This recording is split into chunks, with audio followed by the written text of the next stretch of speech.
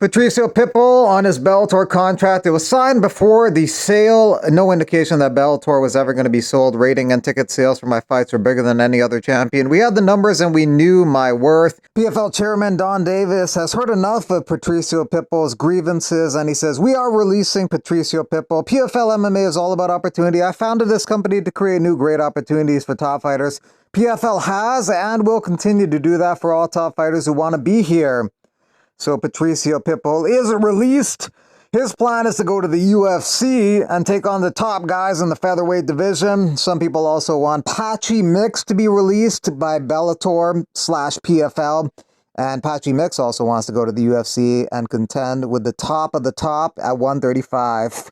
Patricio Pitbull is all over the Bellator record books. Bellator lightweight champion, Bellator featherweight champion, 9 successful title defenses overall, most wins in Bellator title fights with 13, most fights in Bellator history with 29, most finishes in Bellator history with 14, and the most knockouts in Bellator featherweight division history with 8.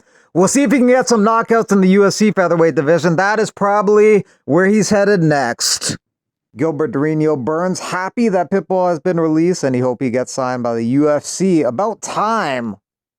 Aljamain Sterling is confident in his teammate Merab Dvalishvili's wrestling and grappling skills against Umar Saturday night in the co-main event of UFC 311.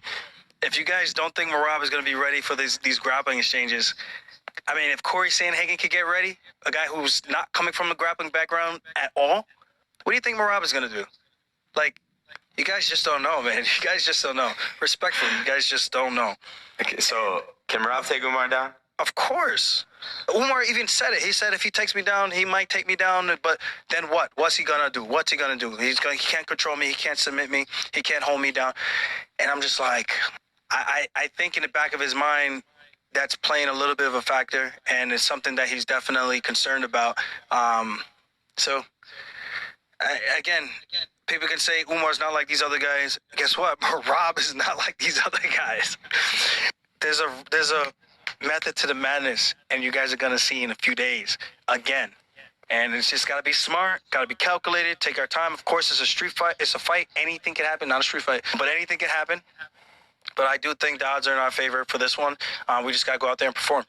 The odds are slightly in the favor of Umar Nurmagomedov on the betting lines, but Aljo makes some decent points, and Merab did quite well and won a fight against one of the best wrestlers in the division in Henry Cejudo. So it might be a lot more competitive than people think, and to count Merab totally out would be definitely crazy.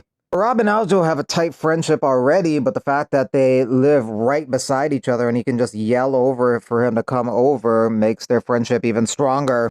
Merab Dvalishvili's coach, John Wood, says that Merab's doing up to 12 rounds of sparring. The crazy thing is when they get into those high rounds, he just keeps getting better. I don't know where it comes from. The dude just does not get tired. So as usual, Merab's looking to weaponize his cardio in this fight. If he is able to do it, at what point does that kick in? In the 4th round and 5th round? And by that time, is it too late? Is he down 3-0 on the scorecards and it doesn't matter if he wins round 4 and 5? That'll be an interesting dynamic to monitor Saturday night in the co-main event. John Wood also notes that Khalil Roundtree could be taking on the winner of Jamal Hill versus Yuri Prochazka, which is on the card Saturday night. That would be interesting. Jamal Hill and Khalil Roundtree were matched up in the past, but it did not pan out. Yuri Prochazka versus Khalil Roundtree would also be a very exciting stand-up fight. Every time Yuri Prochazka fights, it's a pretty crazy fight, as with Khalil Roundtree. So yeah, maybe the winner of Saturday's fight takes on Roundtree. We need to get Arnold Allen a fight. The guy's acting pretty crazy these days. Yeah, I guess so, motherfucker. I'm attracted to every thing. Are you? Yes. You're attracted to everything. You got a nice dick.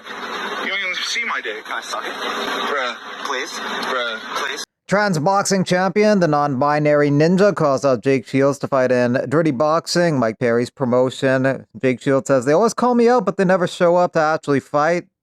Next Dirty Boxing event will be March 22nd in Miami. Then they're doing one in April. Sean Strickland with Jake Shields. Strickland says, "Jake Shields can't get too close or they'll come after me." Strickland takes on DDP February 8th, UFC 312 main event. For those who don't know what Dirty Boxing is, Mike Perry gives a tutorial/explanation.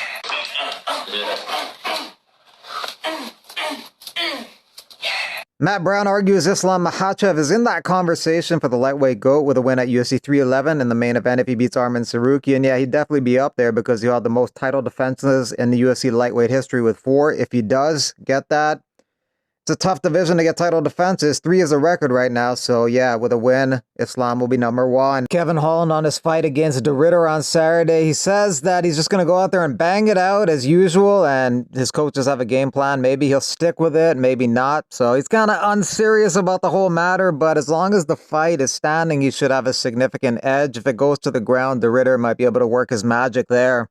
13 of 18 victories of RDR are by submission. 72% of his victories are by sub, so obviously a very dangerous ground fighter. Chris Curtis's coach wasn't happy with Mark Smith's stoppage in the Kopylov fight, but admits they're going to lose a decision anyway.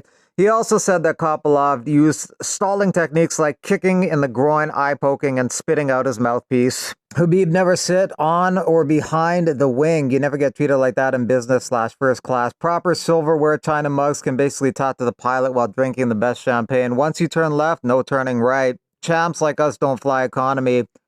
Oban has won 8 in a row, coming off a KO victory over Basil Hafez. Holly Holm no longer on the UFC roster. She's done with the UFC. She could go to PFL. She could go to GFL. She could also do karate combat. Close fight on the betting lines between Yuri Prochazka and Jamal Hill, according to Brendan Schaub. Jamal Hill hits like a Mack horse. Yuri's minus 108 and Hill's minus 112. Again, I wouldn't bet on anybody on this fight because that one's a toss-up. It's like, this is a great card. Yuri could do it. He's wild as fuck. But Jamal Hill hits like a fucking Mack horse. Francis Ngannou would literally bankrupt the PFL and never fight there again. They're done for. Can't afford to pay him again. Already cutting purses. Scrambling to lower tournament winner payout. Wasn't their whole thing? Dana couldn't pay fighters. Where's Jake Paul now? He's at the retirement home looking for opponents. Give timestamps, baby. Yeah, construction business. Talking about Arman Tsarukyan's fada. Guess you're implying he's like a Tony Soprano kind of figure. Kebab left the plane when he found no tiramisu on the menu on the flight. Real MMA news. Buying Lambos. Fighters are some of the dumbest people in the world. You're talking about Alex Pereira. Renato Moicano expecting another baby in June. He says the best decision he ever made was moving to the United States of America. What's up, MMA Digest fans? Money Moicano here, and I want you to check it out, my new line of supplements to get you in shape and ready for 2025. If you use the code MMA Digest, you're gonna get free shipping, my brother. And if more than 50 people buy the supplement with this code, we're gonna do a free giveaway of a official t-shirt or hat, my brother. Thank you so much. Big supplements is coming, my brother.